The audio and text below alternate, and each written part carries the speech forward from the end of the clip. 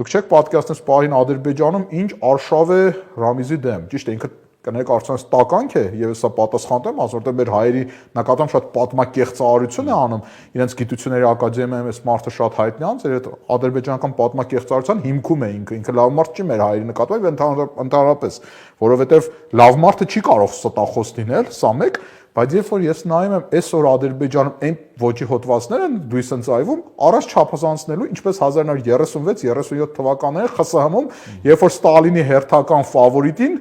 ասենք Եժովին կամ Բուխարինին գցում էին, այսքան, ասենք մոտավորապես տոնայությունը սենց է։ Մենք պարզեցինք, որ նա երկար տարիներ խաբել է մեծն առաջնորդին, թշնամիների լրիվ սենց ծիծաղելիորեն գալիս է այդ խորհրդային ռեպրեսիվ ոճը։ Բայց սա ինչ է նշանակում։ Սա նշանակում է, որ Ռուսաստանի այգին են հերթական քարը գցում։ Չէ՞ որ չի կարող սենց բան պատահական լինել։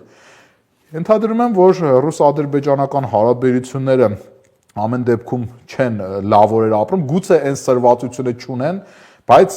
այս Պուտին-Ալիև Դուշանբեի հանդիպումից ես չտեսա նույնիսկ այն ուղղությունը, որ լավ, կոնֆլիկտը սառվում է, ոչ, ուղղակի մի պահ հանգստացավ, բայց ինձ թվում է խորանա նորից կոնֆլիկտը